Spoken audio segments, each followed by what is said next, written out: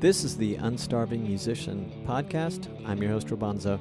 The podcast features conversations with me, indie music artists, and industry professionals, and it's all intended to help other indie music artists be better at marketing, business, the creative process, and all the other things that empower us to do more of what we love.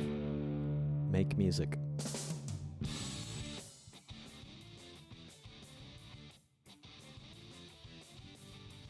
Welcome to another episode, little darlings. I appreciate you being here, and I'm honored to be in your ears today. Abe Partridge returns in this episode for a second appearance on the podcast. We discuss changes imposed by the pandemic. We recorded this back in November 2020. For a little perspective, if you're listening to this in the future, I am recording this intro the day before its release on March 18 of 2021. And yes, so Abe and I talk about those changes, his painting, his art, the release of his latest single, and he had me giggling like a little girl. I literally had to edit some of my laughter out. It's not that he's comedic. I mean, he is kind of funny, but I think I was just so happy to be spending time with him. I really like him. If you love what I do here on the podcast, please visit unstarvingmusician.com/crowd sponsor to learn about the many ways that you can show your love and support for the Unstarving Musician. Again, just visit unstarvingmusician.com/crowd sponsor to be part of that. Abe is so committed to recording records, making records, and playing live shows. He loves to travel and connect with real people live, in person, real live people. So the conversation is a little somber at times because he's not been able to do that, but it's good. You can hear Abe, by the way, in episode 67, his first appearance on the Unstarving Musician. That's episode 67, link in the show notes. We also talk about the details of what a good gig looks like to Abe, why performing live is so important to him, his subscription-based art club that's getting him by these days, why he and I are pandemic pessimists. Yeah, Abe, he really loves engaged fans, engaging with the fans, and getting his music out into the world by playing shows, as I said. I love Abe. He inspires me. I got to find a way to hang with him this year in the IRL, whatever, in real life. All right, here is me and Abe Partridge. I think it's what you should do. All right, there we go. Nice. I'm checking out the background here. You got an amp, an Energizer bunny. Yeah. Are those both your paintings back there? No, these, Chris Taylor, he painted that of me. Oh, wow. During his performance. He plays, he sings. He just he puts his guitar on a loop pedal, and he comes down and he paints this canvas. It was crazy. Does he always do that when he performs, or frequently? I think pretty frequently, yeah. I had no idea. I got to go see him, and I love San Antonio, so one of these days I'm going to get down there. Yeah, you should. You know, I was looking over my notes from our last conversation, and I think you had been in Austin. You'd recently done a podcast there with those Say It Loud guys, Say It Loud podcast. No? Oh, I can't remember. Did I? I think so. It was like a group of guys that did one in Austin, but you did play there like in 2018 or something, right? Yeah. Or recorded there? Yeah. Yeah, I used to play there like once a year at this thing called the Drippin' Spring Songwriter Festival. But then last year I was in Europe during when it was happening, and then of course this year they didn't have it. So. Yeah, so I was looking, we last spoke in like 2018. I think we recorded on like in August, and then your episode published in early September on 2018. These days I'm a little blessed with I've had a lot of interviews and actually have queued up some ideas, which you're part of one of, I'll tell you in a second, but queued up some ideas for some episodes. So I remember when we did the last one, though, I was probably like feeling week to week, like, oh my God, I got to get an interview done and, get an episode out. I was pretty hard on myself trying to be so consistent. Yeah. So. Hey, I saw that you recorded Dumb sometime this year. Yeah, I put it out as a single. It And sounds nice. I really like it. It's so funny. I didn't recognize the title, and as soon as well, I was probably like a couple lines into it, and I'm like, oh, that's a Nirvana song. yeah, And then I was remembering, I was looking at my notes again. I was like, oh yeah, he kind of got, Nirvana sort of was a life changer for you, as yeah, far for as your sure. inspirations. Yeah. It's a really nice cover. I like it, man. What inspired you Thank to you. do it other than your fandom of Nirvana? I mean, really, it was something that I had actually recorded that in 2009, early 19, Mm, and it was just kind of sitting around. And 2020 came, and it just, I don't know, it felt like something to do for the people that are into yeah, what I do. Just kind yeah. of give them something. But yeah, I mean, I just love the song. How have you been, given that we're in this weird pandemic year, how have you been serving your fans and, doing the things for them that they want you to do? I ended up starting an art club subscription Oh, that's service. right. Yeah. Yeah. So that is what I've done to kind of give back. I think we got a few shy of 100 members. That's amazing. And yeah, so I was really surprised, honestly. I didn't think we'd be able to get as much support as we have, but I send out a print. I make a painting expressly for the art club every month, and then I send out like numbered signed prints of those pieces of art to my subscribers every month. And so that's really like what's kept us afloat. You know. Last, I'm remembering now, we talked about this a little bit because you were kind enough to spend some time with me to do some Yeah. research survey for the second edition of my book. And you Yeah. brought this up, and afterward, maybe during the conversation, I was thinking, man, how is he making money on that? How's it doing? Because I thought the margins looked to me like they were tight. You're putting in all this work, you're sending these things out. Have you? And it's only been weeks since we talked, but have you had to make any adjustments since you started to sort of make it a venture that sustains or profits or whatever? Well, I mean,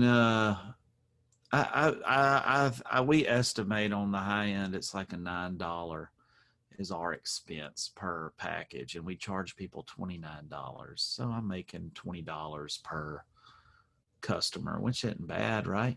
No, I mean, I'm just then as you started the numbers there, I was like, okay, but what's your, talent time worth? But because you have a subscription thing going, it's kind of probably feels totally worth it, especially with 100 Yeah, members.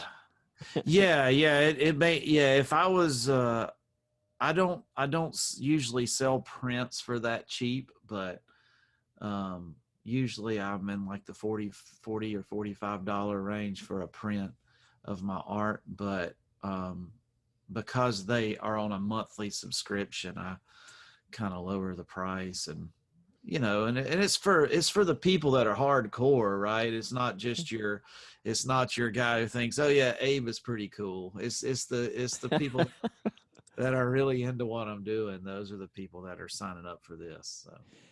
So How would, for people who are going to listen to this and maybe get exposed to you for the first time, um, how would you categorize your art or describe it or whatever you would do to genreify it? man, I don't really have any knowledge of that kind of stuff. I paint on tar and roof and tar, and I've been told that what I do is unique. But You really paint on roofing tar? yeah, How did I not know that? I don't know. Maybe I didn't tell you. It's the That's old, pretty interesting. yeah, yeah. So um, some people call it folk art, and some people call it outsider art, and uh, I don't know. I didn't, I'm just I never was like formally trained or anything, but I just paint I started painting stuff about 10 years ago in this style, and now just lately people have gotten interested in it. So but if I came up to you and we connected somewhere, like I happen to know you're a musician or you happen to see me, let's say you walked into one of my gigs and saw me playing and came up to Yeah. say hi and you're a musician. I'm like, oh, that's so cool. And happen to mention you're an artist. And I say, what kind of stuff do you do? What would you say? I would like pull out my Instagram and show you. That's too 'Cause convenient. yeah, it's easier. I guess it's easier shown than told. And I know if your battery was dead, you'd say, pull up my Instagram on your phone. On your phone. Yeah, yeah. Oh man. So while I'm thinking about it, I want to pull up uh, some notes I have from a conversation that we had for this survey. And I don't know if I've Okay. really mentioned this on the podcast before, but for people who are listening and wondering what survey, so I wrote a very small book a few years ago called The Unstarving Musician's Guide to Getting Paid Gigs, which was just really a glimpse into my microcosm or whatever world as a gigging musician. And so I'm working on a second edition. I've learned, as you can imagine, Abe, I've learned so much from talking to people like you and a lot of others who, at first I was like, wow, you guys are all outside of my world, and it's a lot of fun to learn about this. Now I'm tippy-toeing into your world, about to publish my first original piece ever. But um, Yeah. so the survey is to kind of get what I hope will be some good stuff for the book and just sort of expand the lens a lot for people who might pick it up. But so let me just read some stuff. I wish I'd have done this before we got on our call, but yeah, my morning didn't work out that way. But Oh man, go so ahead, buddy. yeah, so one of the things the very first thing I asked you is, what do you think the number one reason you think that other musicians struggle to get good gigs? Other musicians, I said. I didn't want to put anyone on the spot or make any assumptions, but you said it's all in the way you approach your career. These are my notes, so paraphrasing, I guess. Yeah, We all yeah, have different ways of finding a good gig. I would define a good gig differently than the 4-hour set at the beach bar. Oh, I'm remembering this. This is good. Depends on how you define a good gig. One must figure out what your definition of a good, your own definition of a good gig, and organize your pitch in accordance with your idea of a good gig. This was my favorite part. I consider 30 minutes to 1 hour with a listening audience to be a good gig. That really meant a lot to me. And I know a lot of people who sit in the same camp with you, but when I wrote the book, I was in latter years I was doing maybe 90-minute gigs in a trio, an acoustic trio, to almost a listening audience, like you would experience, like what you would call a listening audience. They were in like a winery tasting room, but they're generally like people. You have a captive audience, not with yeah. everyone that's there, but with a number of them that are there and they're enjoying it, which is cool if you're playing well, right? But Right. prior to that, I spent most of my years schlepping, a drum set around and going to play anywhere from 2 to 3 and sometimes 4 hours or more in some Yeah. cases, like at a festival, and sometimes a lot of fun, always a lot of work, sometimes pretty good pay, a lot of times decent Yeah. pay. So it did mean a lot to me. It sort of reframed, and I hope it does for other people, what they consider um, a good gig. Can you talk? I know maybe it's been a while since you've done one of these live gigs. I don't remember, but can you talk a little bit about what one of those 30-minute, 1 hour performances look like, what kind of place it's at, and I guess just how they come about? Yeah. So I primarily play like listening rooms, or I do like music venues. Sometimes I'll be on the bill with other bands. Um, that's that's what I play when I'm in the United States and in Europe, really. And then some, and occasion I'll do the occasional house show and stuff like that. Coffee shops, bars where they sell tickets or something. And yeah, to me, yeah, it really all goes back to, you know, I'm not saying there's anything wrong with playing the 4-hour set at the beach bar if that's your idea of a good time. And It's boy, just, those can be very fun. yeah. And I have a lot of friends that do that. Yep. They live to play, 3 or 4 nights a week down at the bar playing they know about 200 songs, and they just take their pick of, and there's nothing wrong with that. That's just not my idea of a good time.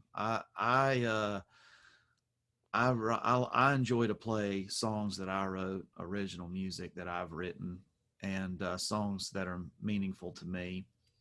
And I don't really consider myself an entertainer as much as a communicator. And so when I go to do a show, is my what fills me with joy is if I have the opportunity to deliver this piece of art that I've created into the ears of someone else, and then they can either like it or not like it, or appreciate it or not appreciate it, or cry or get mad or walk out or come up and tell me I'm the best thing they ever heard. You know what I mean? But just the opportunity to be able to present it. Yeah. And, it's just like the musician's canvas is silence, and where the artist paints on canvas, the musician paints on silence, or the songwriter paints in silence. And so, my favorite kind of venues are silent ones that I'm able to deliver the song that I created. And I would much rather play to 15 to 20 people in a room like that than 500 people that are boisterous and noisy and don't care, you know. Yeah, yeah. That's it's a really nice description of the experience. Do you use, or do you find one of the other elements of that is a super close connection with the audience that you otherwise can't get at like a beach Yeah, gig? I know, and this is, I think it's one thing that 2020 has taught me is I have this inherent sort of it's magnified it. It didn't teach me, it's magnified it. I have a bit of anxiety around, it can be half a dozen people, but um, I can even be outdoors at there. In fact, I did a really lovely gig, like almost next door at an outdoor beach stage venue, and there's a good number of people there, and I can get kind of overwhelmed with trying to connect with them between sets, to go out and say hi. And my way of managing that is to be like, hey, how you doing, these really brief things. Are you enjoying the music? Awesome. And yeah, just maybe not spend too much time with them. I don't know what that's all about. One friend said maybe you're like um, anybody who has a woo-woo allergy is going to sneeze, but she says maybe you're more empathic than the average bear and you're taking in too much from what other people are feeling. It kind of overwhelms you or something. But do you yeah. find at these type of venues that you do that it's a highly unique way to connect with people, or something that you just really, really enjoy outside of the actual performance itself? Yeah, no, the audience is essential. That it's like I said, I feel like it's a communication, which a communication involves more than one party. I don't. It's like even though I say I like to have a listening room, where silence is the like kind of like the canvas. There's still the reaction of the audience as the faces, as you're playing, and feeling the emotional response from the audience. Yes. I mean, that's what I love out of it. That's why I drive 6 to 8 hours and fill up my van with shit and, go to the next venue and you sleep on people's couches and stay up way too late. That's what I'm doing. It's all for that moment. Yeah, Yeah. amazing. I'm like addicted to it. It's like, I mean, I do it. It costs a lot to do that. It would be so much easier. Where I live and down here in Mobile, Alabama, I have friends that never leave the Gulf Coast. I have friends that play between like Pensacola and New Orleans, which is all within like a 3 hour drive. Um, I have friends that play 4, 5, 6 nights a week and make way more money than I do, um, playing at different places along the Gulf Coast. And that would be, I mean, financially, it would be much easier to do that, you Yeah. know. But that would kill me. I mean, honest to God, I'd rather just go back to working on airplanes. I don't. I would rather work on airplanes than play those kind of shows. Yeah. But that's not throwing any. Please, I don't want anybody to think that I'm saying that that's bad. It's Yeah. just not for me. I understand, it's just kind of Yeah. where you find your, how we say, I used to say, I say it a little less now. I think it was maybe a part of me thinks it's not very respectful, but I used to say, performing live is my zen, but that's perhaps where you find your zen in those specific Yeah. types of venues and situations. Yeah, for sure. That's what I get out of it. Yeah, you got that. That's like what I was saying in the whole questionnaire thing. It's just you have to find out what it is that you want out of music, and then go for that. If you like what I do, if you're into putting your original music out into a listening audience and giving people opportunity to respond, then you would be going about it wrong if you think that you need to, go down here and try to get these 4-hour gigs in these loud, noisy bars. And so, yeah. and if you want to be the entertainer, and watch, people dance and you really just have this drive to play music to people that are like stuffing their mouths full of catfish and barbecue. Don't do what I'm doing. Yeah. Go down there to those bars and play for $250 for 4 hours and learn 200 cover songs, and you'll be happy. Yeah. Yeah, I've played, I've played with, I'm thinking of this one guy in particular in the Bay Area, and one of the things that gave him I mean, any drummer like myself who's playing in a band, a cover band or otherwise, and sees people dancing to the music, that's pretty fun. But he Yeah. just loved that. I mean, if he couldn't get people dancing, it just was not a good gig. To me, yeah, to me, I enjoy seeing people dance. In fact, and I love dancing actually, but Yeah. or what I call dancing, but Yeah. I actually just as much enjoy watching people who are sitting there listening to you, as you say. Yeah. So yeah, Yeah. to Yeah. each their own. To each their own. Absolutely. And now a quick word from our affiliate partner, and then back to the interview. This episode is powered by Bandzoogle, the most effective platform for musicians and bands to build their website and manage direct-to-fan marketing and sales. Powering over 55,000 websites, Bandzoogle features powerful design options, a commission-free store to sell merch, music, and tickets, a built-in mailing list tool, detailed fan data, integrations with social networks, and more. Plans start at just $8.29 a month, which includes a free custom domain name. You, indie musician, can try it out for free at bandzoogle.com. And you can use the promo code ROBONZO, ROBONZO, to get 15% off your first year of any plan. Again, that's bandzoogle.com, promo code ROBONZO, ROBONZO.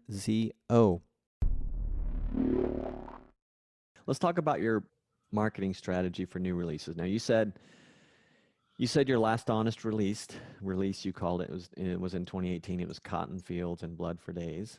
Yes, sir. And by the way, I am waiting for your next one. And Thank you put out a couple singles since then. You told me you hire a publicist when you toured that one, at least, and that's kind of sounded like it was kind of an ingrained, not ingrained, but something that you were thinking you might repeat again, given the opportunity to do another full release. And you had a I don't know if you had it set. You were telling me you had a single for release at the beginning of this year or an album. Were you actually about to put out an album?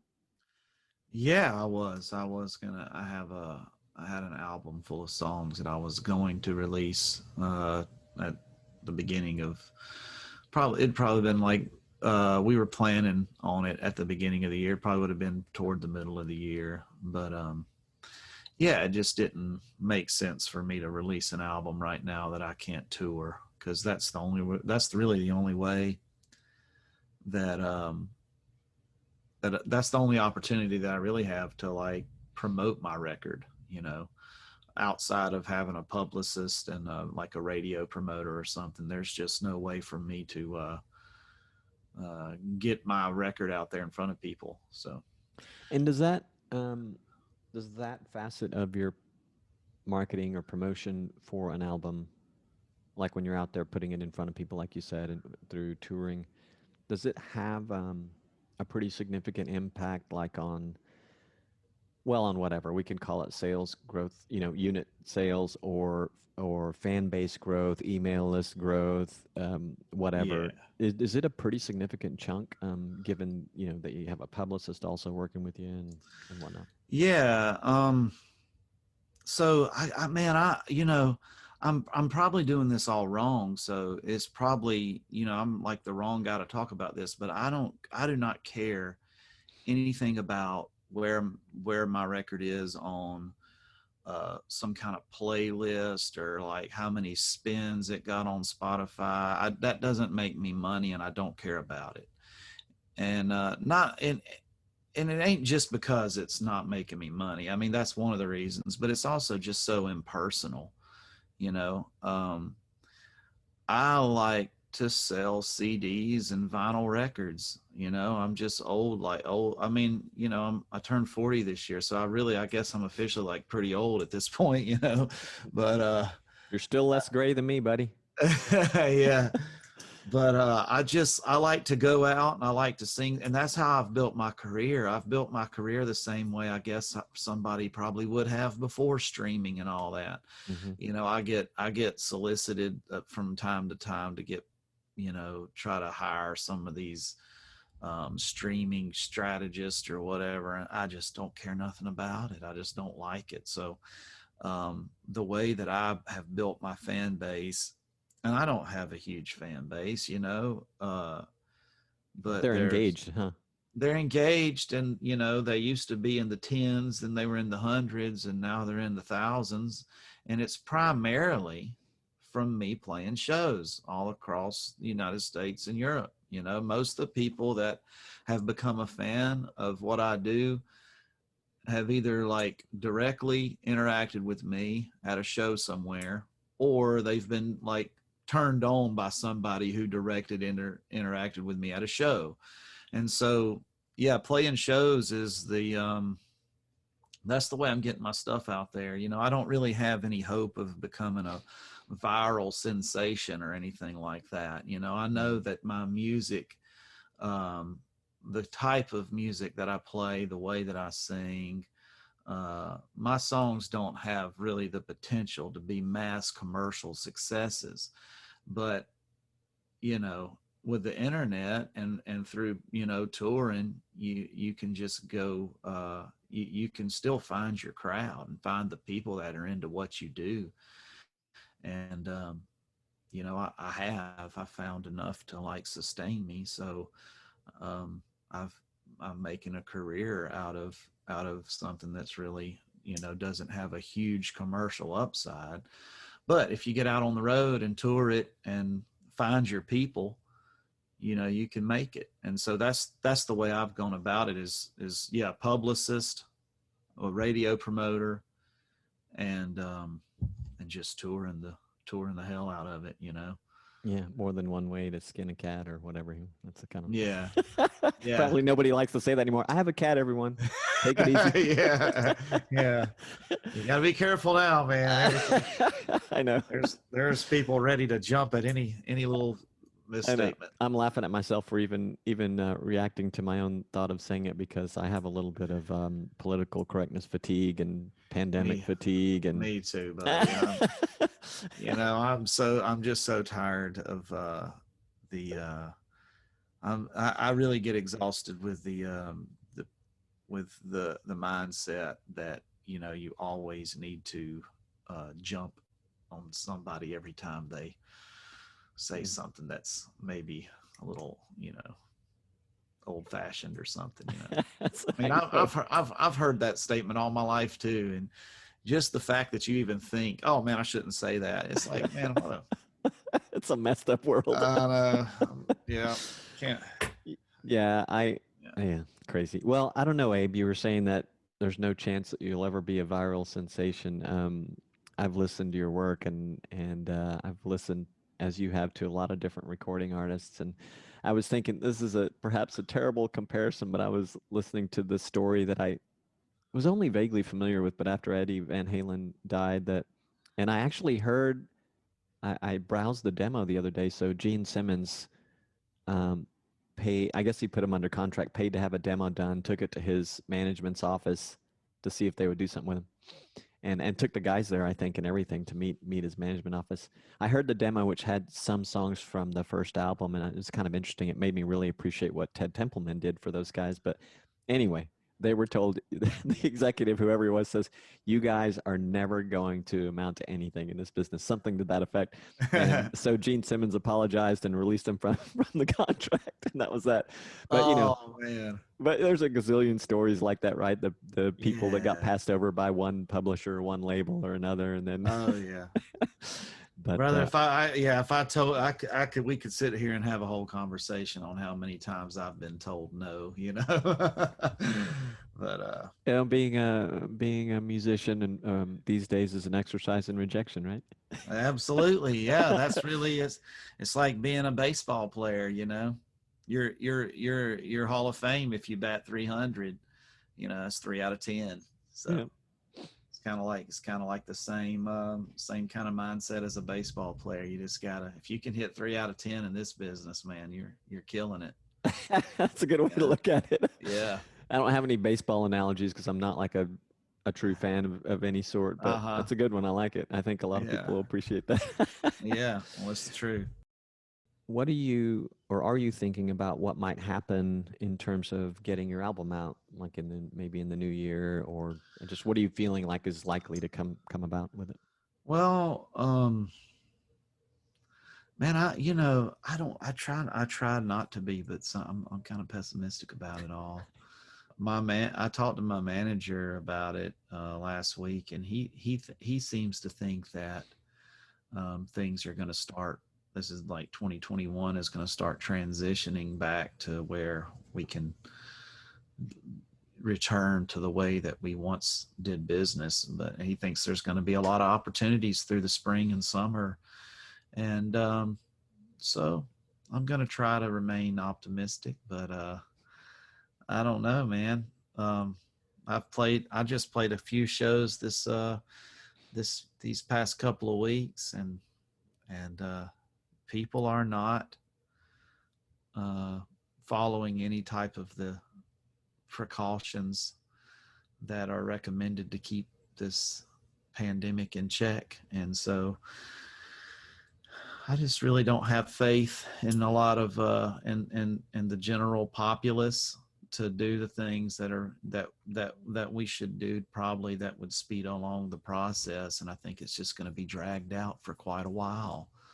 Yeah. But I mean, I hope I'm wrong. You know, I do. I sincerely hope I'm wrong. But I'm with you though. I have maybe I'll call it pandemic pessimism.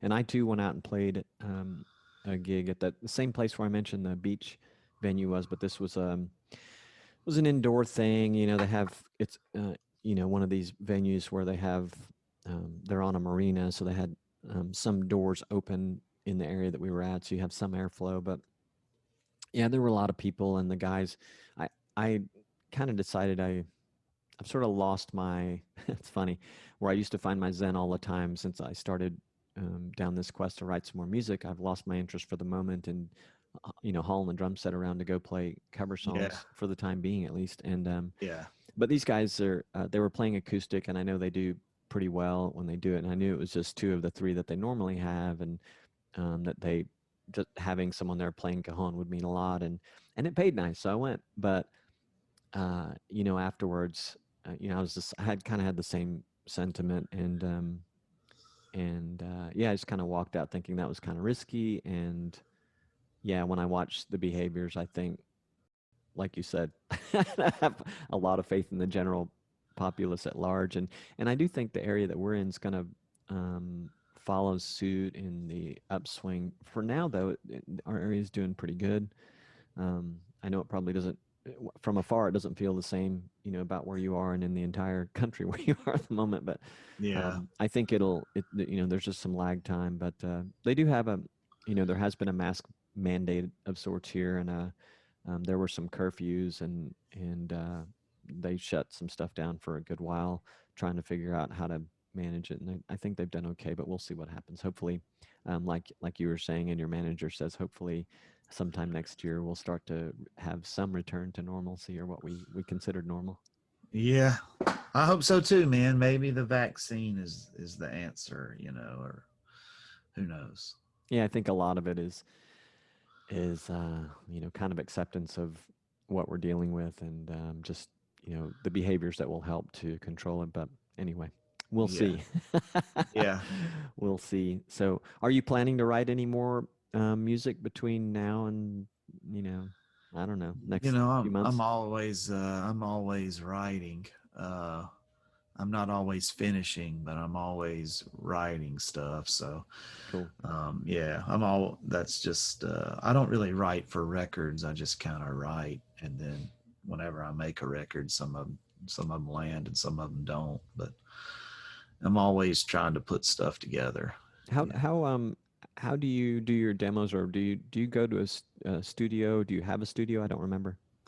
I have been working with a studio in Nashville with a guy named Sean Byrne, and I go up That's there, and right. he puts together he's put together everything thus far in my career. And are you just recording demos at home, like a easy to put together something and get the ideas down? Um, Typically I just go in the studio and lay them down in the moment, Oh, nice. Yeah. But I do have a recorder here at the house. I don't have a studio by any means. I just have a little handheld Sony field recorder Mm-hmm. that I go in my bathroom, and where there's like a real bit of reverb, and I'll play a song. Yeah. That's nice. Yeah, to remember it. I don't know if I told you, it might be fun for you to check out, but I'm sure I know I brought it up in the questionnaire I was going through with you about some of the collaboration apps, but there is this one. Do you have an iPhone or Android? Android. Okay. I don't know if they have it for Android yet. I know they really want to, but it's called Tract, TRACKT, I think. Anyway, they've got this amazing. So first of all, they have a little kind of virtual mixing, console, I guess, or DAW, virtual DAW there Yeah. in the unit. But they have this amazing ability to figure out the sound that you're delivering in the room, and let you, enhancing to the best of the app's ability what you're working with in your bathroom or wherever, and then letting you tweak it a bit. I'll have to send you this guy, his Spotify page, but he's I probably mentioned him when we spoke, but he's a busker. He plays stuff outdoors, all like in cities all over the world. He's always traveling, Yeah. but he was releasing a lot of music on it because he can't lug a studio around, and he doesn't really know where he's going to be, and he's just kind of fallen in love with it. I actually talked to a couple of or three different users of that platform. And anyway, it might be kind of fun for you when you're putting your ideas together.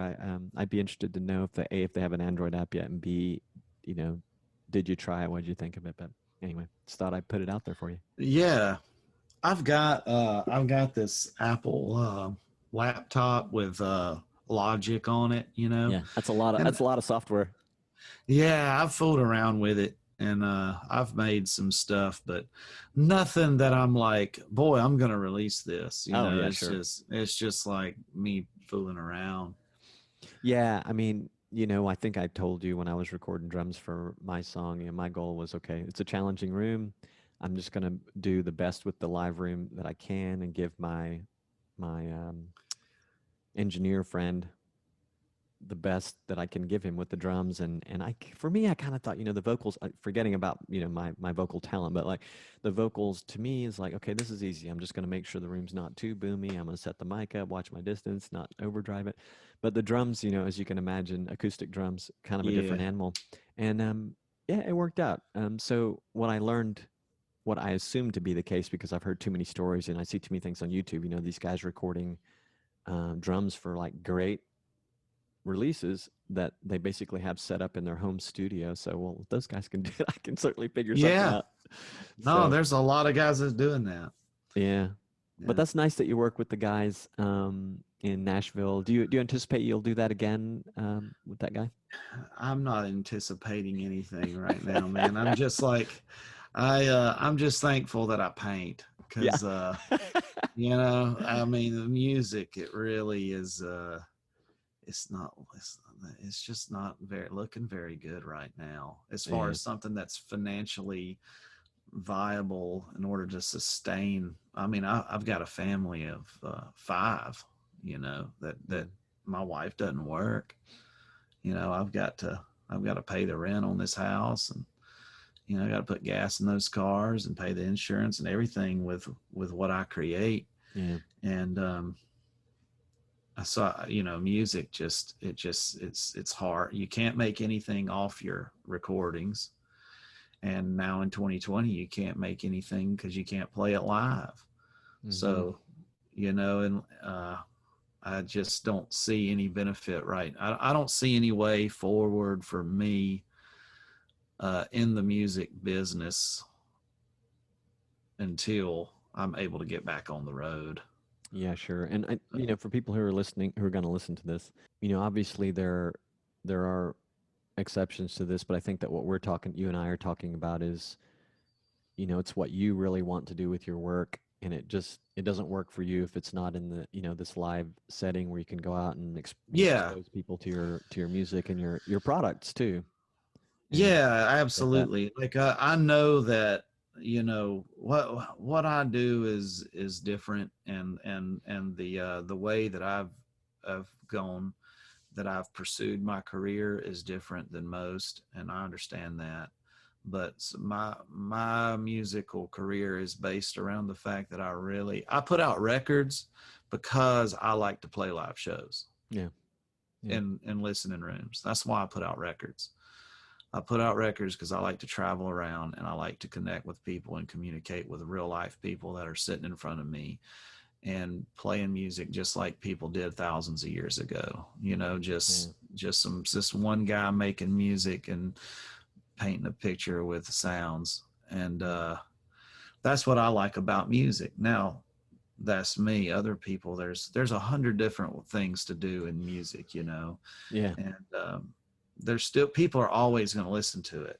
Mm-hmm. People are always going to listen to music. It doesn't, I mean, there's always going to be a market for it, because that's just something that's like ingrained in us as humans. Yeah. But right now, in the climate and the environment that we find ourselves in, for a guy like me, there's just, it would just be, if I put out a record right now, my fans would listen to it, and it would get a little bit of social media attention, and people would share it around, and I could get my publicist to have some folks write about it.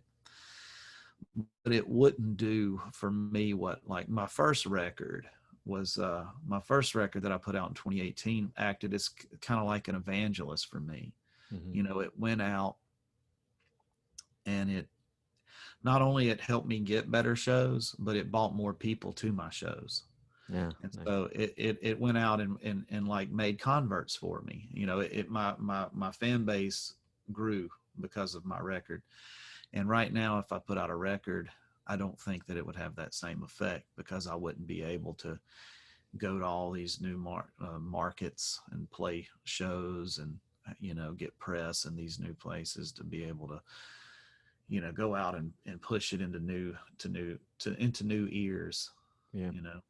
Well, God bless you for being so connected to the live performance, because I think it's people like you that'll bring it back when we can bring it back.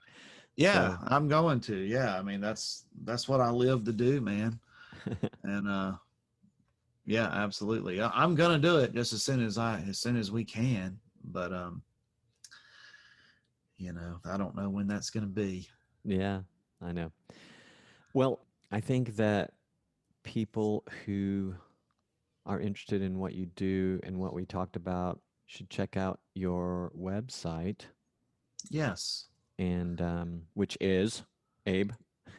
www.abepartridge.com. Awesome. I'm fortunate enough to have a name that's weird enough that nobody else had it, And What about, and they can get connected to both your art and your music there, right? Oh yeah, for sure. I have a gigantic website, and it's all, so everything I do, you can, if you dig hard enough, you'll find it there. Cool. I always want to talk to a few people that I know about you, like artists that I know and musicians that I know, because your unique take on your career and your music and your fans and stuff. I think it's pretty inspirational, and I really appreciate you Yeah, spending thank you. time with me today. And by the way, I just said I was going to mention something to you, but I am going to feature you in a series of mini episodes that feature memorable stories, memorable to Oh, me, yeah, that were recorded. And your first appearance on the podcast is one that I just cannot forget. Like yeah, this sort of pleasant surprise of this wild story that you shared about your life, parts of your life, and yeah. so I'll be sure to let you know when that's happening, because I think it might Man, be that'll fun be for you to great. revisit. Yeah. Yeah, man, I'll tell you something that's interesting. I did a podcast interview over Zoom like maybe 3 weeks ago, four Uh-huh. weeks ago. Uh-huh.